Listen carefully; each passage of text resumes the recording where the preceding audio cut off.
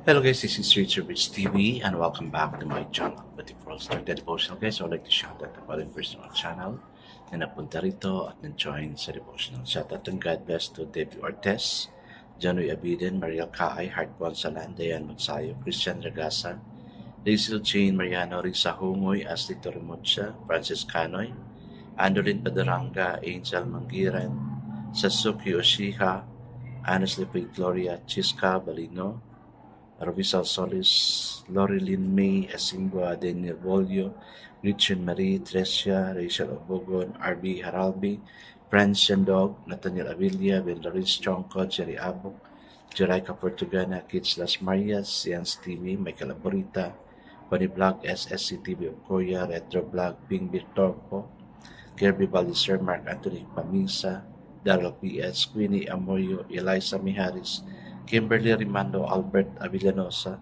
Clarice Silado, Mary Divine Baer, Princess Cosi, Jasper Bayang, Julian Bogo, Shane Pindon, and Jonalyn Car. Shout out na rin sa mga hindi nakisabay na manood sa devotional, but still napunta pa rin dito para manood at makinig sa devotional. God bless us all, guys.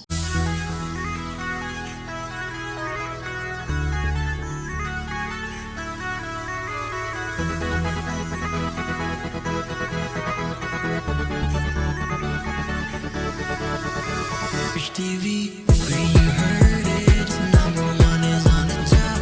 Good advice, they still never stop. Rich TV, where you heard it. Number one is on the top. Good advice, they still never stop. Guys, are you ready for tomorrow's activities? And kasi umpisa naman ng week natin bukas. We have to work again. That's why we're here, and drawing strength from God in order for us to move on. Kasi pag wala tayong strength, particularly galing kay God, wala tayong magagawa talaga. I guess let's now proceed to our devotional. Let's open the Bible to John chapter 11, verses 45 to 57. This is about the plot to kill Jesus. Still guys, I'm using the devotional sa Bible because the words used is simplified na maintindihan talaga natin. Okay, the word of the Lord in John chapter 11, verses 45 to 57 says, Therefore many of the Jews who had come to visit Mary and had seen what Jesus did put their faith in him. But some of them went to the Pharisees and told them what Jesus has done. Then the chief priests and the Pharisees called a meeting of the Sanhedrin. What are we accomplishing? They asked. He is this man performing many miraculous signs. If we let him go on like this, everyone will believe in him, and then the Romans will come and take away both our place and our nation. Then one of them, named Caiaphas, who was high priest that year, spoke up. You know nothing at all.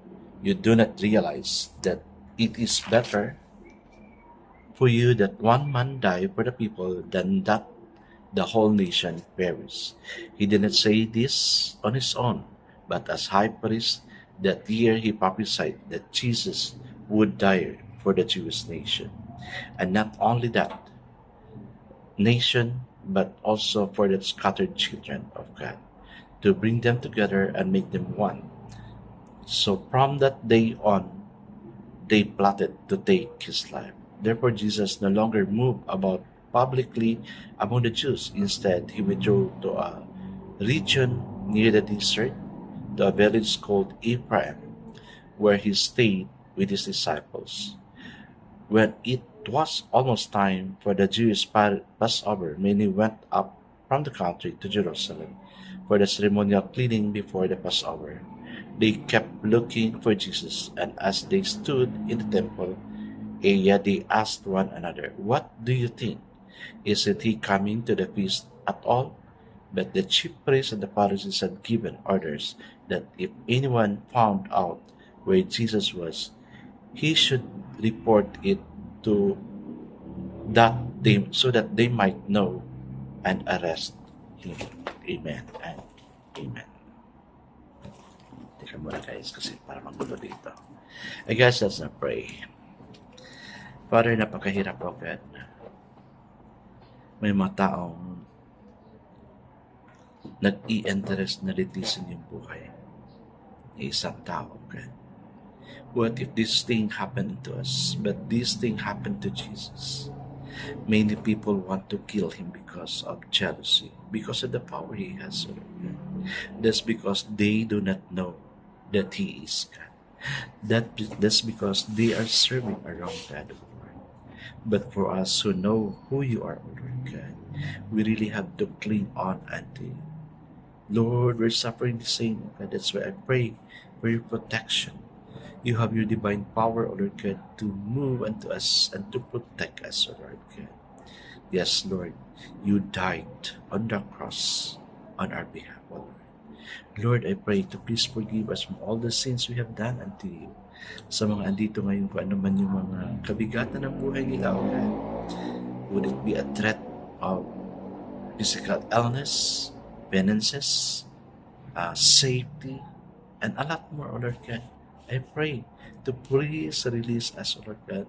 You are a great shepherd na nagbabantay sa amin, because we know that the safest place to be with is to be with you.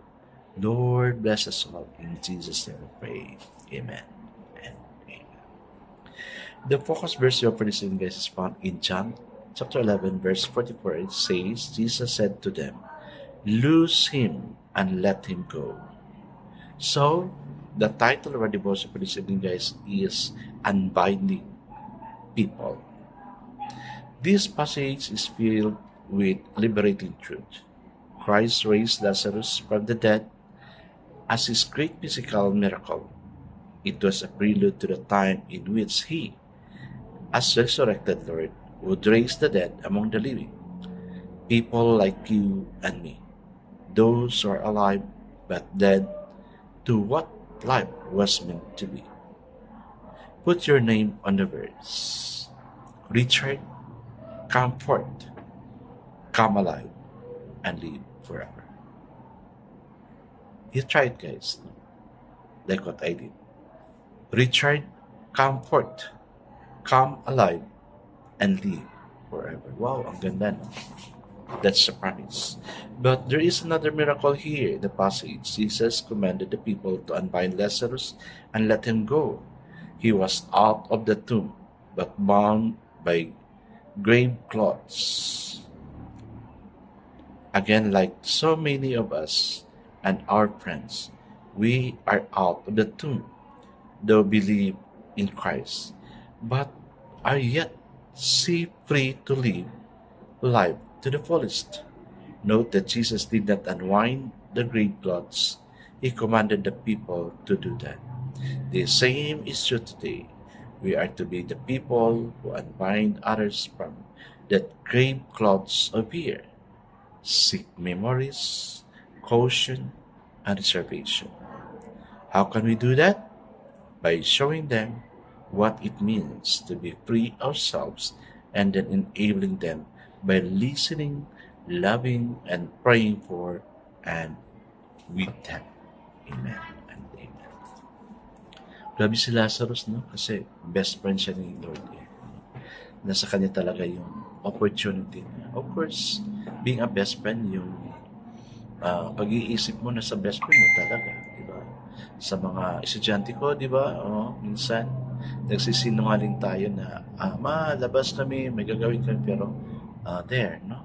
You just wanted to spend with your best friend, no? Sa mga birthdays, you don't want to spend, you don't want to spend something to your family, but ang nasa isip mo is, how would you treat your friends? No, napaka ni Lazarus.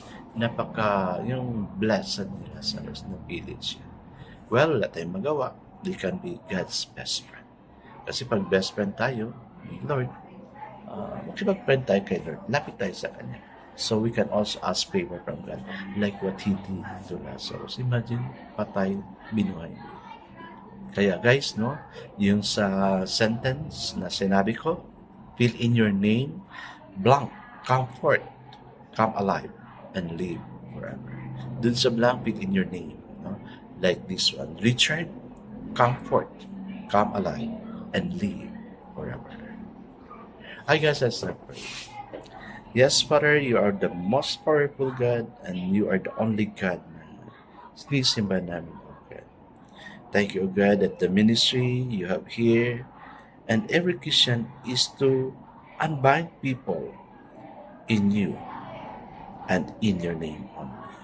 Yes, Lord, like sa sample mo na ipiliin namin yung pangalan namin, thank you for the opportunity, O Lord God, that we will believe in you. Amen. Amen. Amen. Again, guys, do this thing instead of having my name, no? Put your name. Richard, Comfort, Come Alive, and Live Forever. God bless us always because I know that stronger blesses 10 times better. This is again Rich Rich TV. Kita-kita tayo ulit sa muli. Paalam.